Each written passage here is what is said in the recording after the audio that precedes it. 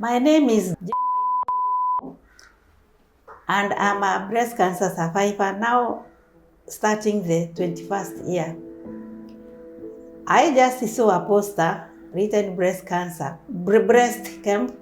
from Mombasa Hospital, and I wondered what it was. Then I said I'll go and see. I woke up very early.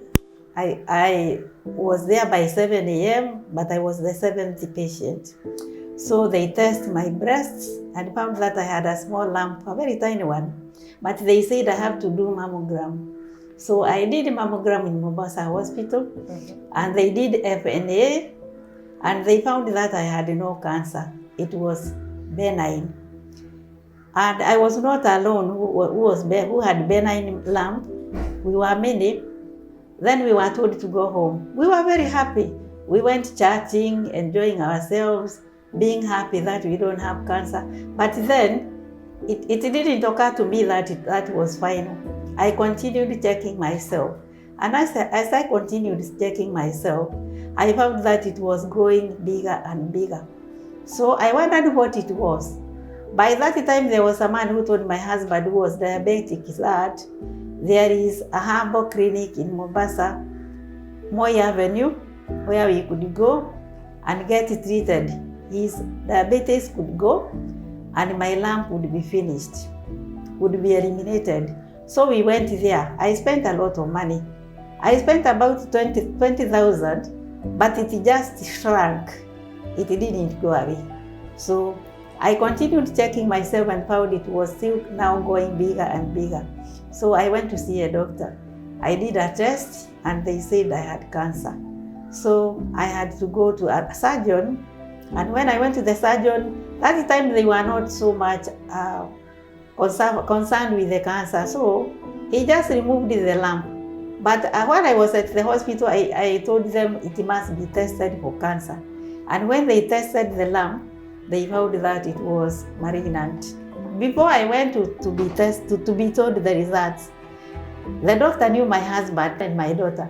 So he rang my daughter and told her, come with mom. Now when I went is when he told me he's going to do mastectomy. And I asked me, when do you want to do mastectomy? I told him even tomorrow. So he booked me in Mombasa Hospital, and the following day I was admitted and I had mastectomy. After 6 days I was okay, I was discharged and I went home. By this time I had not told my husband anything about mastectomy, about the cancer, because he was diabetic. I was taking my time, so I have a good time to sit down with him and tell him. I was only taking care of myself. And he was very kind, he was cooking for me, he was helping me very much, together with my daughter. So after that, a tube was sent to South Africa. Hormone receptive came positive. So I started tamoxifen. I started taking tamoxifen. I took for 5 years, and then I went on. By the way, when I had mastectomy, I was sent to Nairobi to an oncologist, and at Aga Khan Hospital. He prescribed for me 4 chemotherapies. And it is the surgeon here in Mombasa who gave me those 4 chemotherapies in Pandia Hospital. After that, I started taking the tamoxifen. I took for 5 years. Then I changed it to Arimidex. And right now I'm taking Femara. I'm still continuing taking. I continued with the journey like that. I healed very properly. And then after that, I just stayed like that without knowing what to do, because long ago, those years, people were not very concerned with the cancer. So after 9 years, that was 2014, my husband took me to India. They examined me very thoroughly, and they found that I had no cancer cells anywhere in my body. I was so excited, but then I didn't become careless. I took care of myself. As a teacher, I knew what nutrition means for a cancer patient. As I was also taking care of my husband who was diabetic. Okay. So we stayed like that. I stayed like that until 2016. My husband developed pancreatic cancer. I took him to India. He had an operation. I took care of him. We came back. We went back for radiotherapy. While he did radiotherapy, I did PET scan in India. That was Healthcare Global Hospital in Bangalore, South India. So when I did PET scan in 2017, they detected some cancer cells. At the end of the mastectomy, there was a small lump with some cancer cells, few, not many. So I ignored because my husband was sick now. I took care of my husband. I just ignored myself and said like that. 2019, my husband died in 2018, January. After that, in 2019, my sister's husband developed a very big tumor in his stomach. The tumor was removed, but they didn't say whether he had cancer. That was Nairobi Women's Hospital. So when I read all the reports, I found there is nowhere they have mentioned whether it is cancer or not. My sister was worried. She told me, we have to take my husband where you are taking your husband in India. So in February 2019 February, we went to Bangalore again. When we were there, he was tested, he was told he had no cancer. But I did PET scan also. They discovered cancer cells, the same place they had seen before. So they asked me if I could do, if I could be treated there. I told them no, biopsy.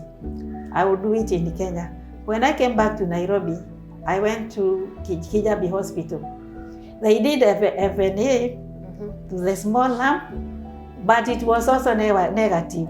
Today I would say I can never do fine needle aspiration because sometimes the needle misses the target. Okay. It goes where the cancer isn't. So they also cleared me of cancer. I insisted they tested the tumor, the small one, like biopsy. They had already removed.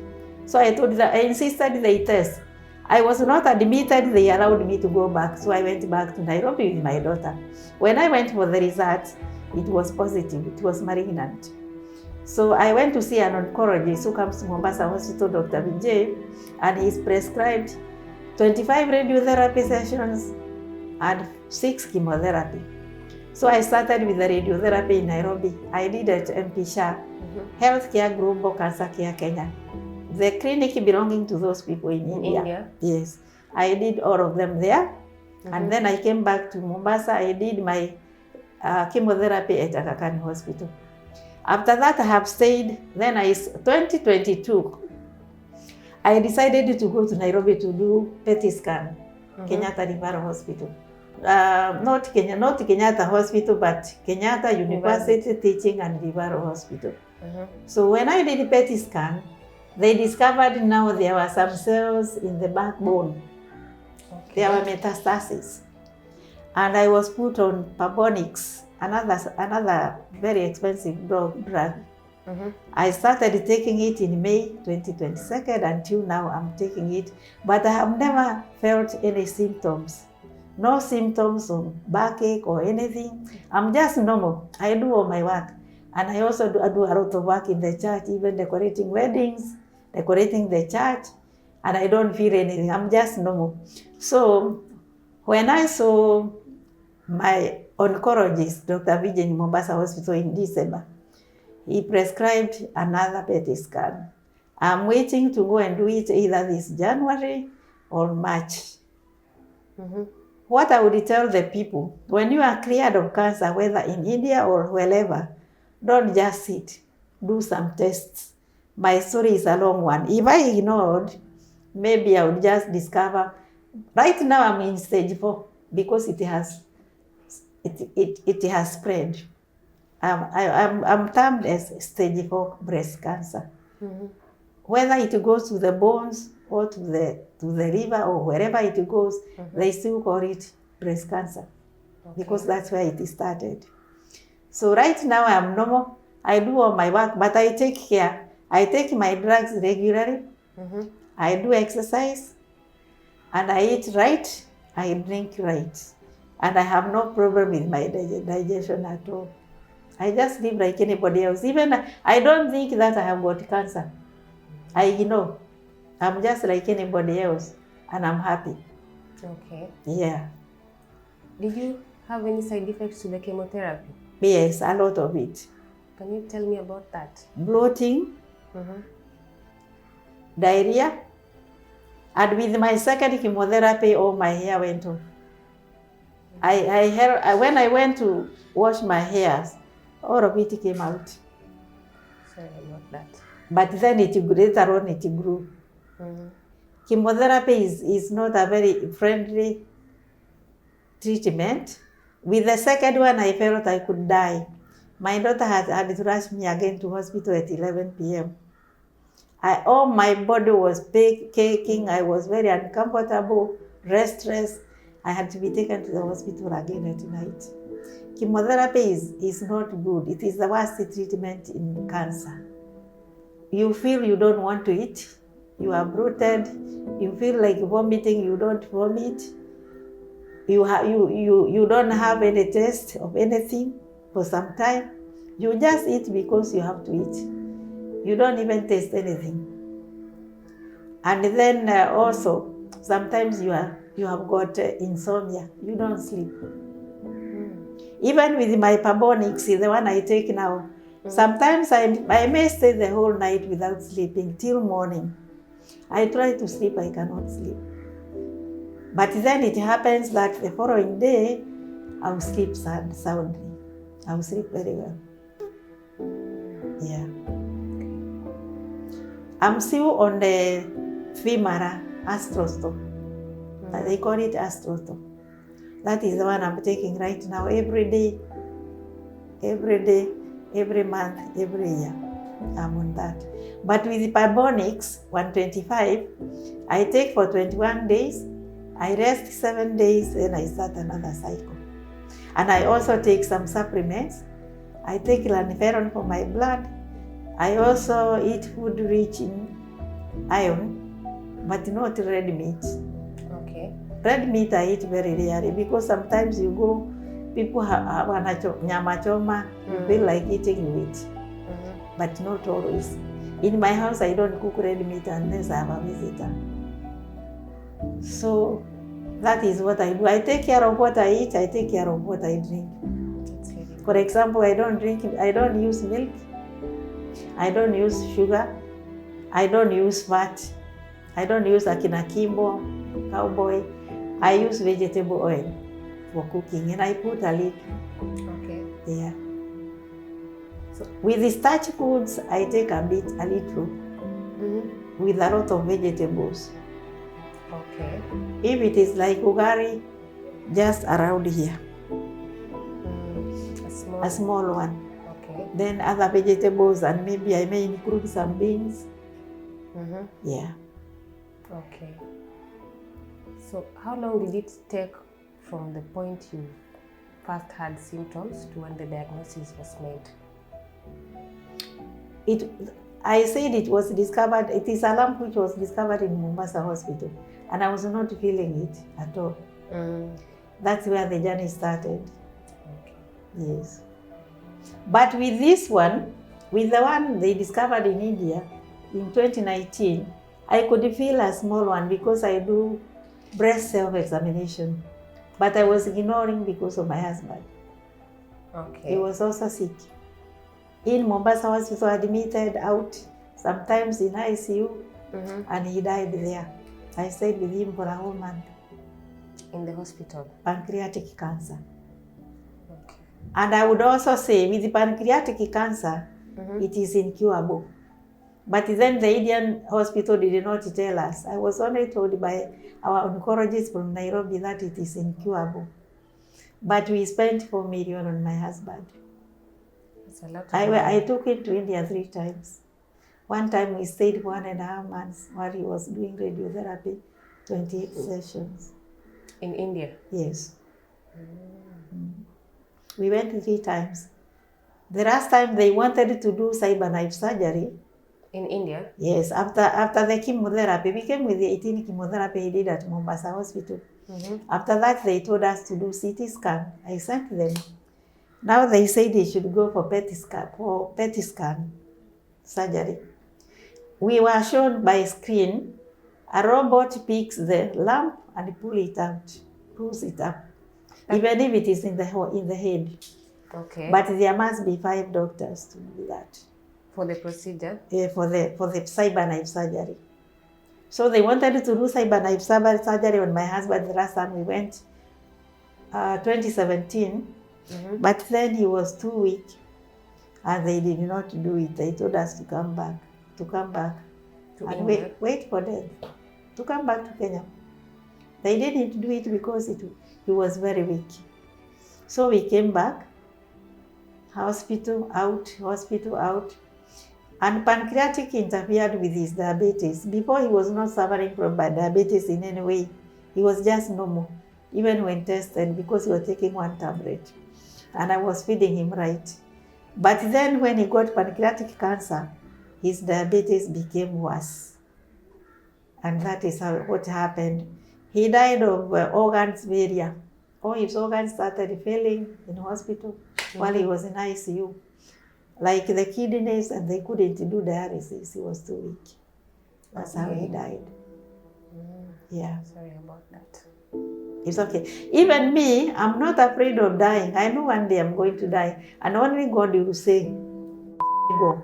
I'll go. I am not afraid of dying because I know everybody will die. I'm 76 years old now. And I know everybody is going to die one day. Yes. And I'm prepared for that. And I respect whatever God will decide for me. That's very true. Yeah.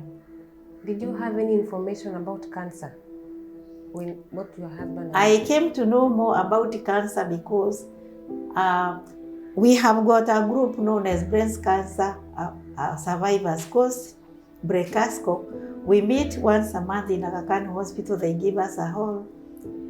And we help one another.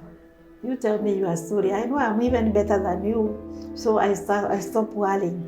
We also get some people to teach us, like nutritionists and other doctors. We invite them to come to talk to us. Then from that group, there is another group which had been formed by an American called Becky Smith, known as Breast Cancer Awareness Support Group. She chose me to join that group. She's the one who selects those who join that group. Most of them are Asians. And we had 2 whites. One is a British, a wife of a doctor in Mombasa Hospital, and Becky. Becky died after surviving for 33 years breast cancer. It went into the lungs, and that's how she died, after surviving for 33 years. I belong, that breast cancer awareness support group was holding free breast camps in Aga Khan. I used to be one of those who was sensitizing women and men about breast cancer, talking about cancer. We were 3. So in that group, we used to do a lot. We used to go to people, talk to them about cancer. But since Becky died, we haven't done anything. We are stagnant. She had also asked if there was anybody who could be a chair ready, but everybody was not ready. So we just have our WhatsApp, we chat, and that's it. But we used to do a lot. Even when we had a free breast camp in Aga Khan, and one is discovered with a malignant tumor, another lady called Hamida and myself are taking care of those women. We get them to Aga Khan, we get them operated. All the tests we do for them as breast cancer awareness support group, and we also pay for their operation. After that, we make sure they have got NHIF. I personally have paid money for some for 3 months at least to start chemotherapy, even Hamida. When they start chemotherapy, then we follow them. But some have died also. You know, some come late. Yeah. We were the ones who were booking those patients in Aga Khan. We signed the vouchers when they are admitted, and the day they are being operated, we go there very early at 6. Maybe one day there will be 3 to be operated. We stay until 6 p.m. until we find that they have come out of theater and they are okay. That's the time we went home after reporting to the group on WhatsApp. Yeah. How did you? I miss that very much.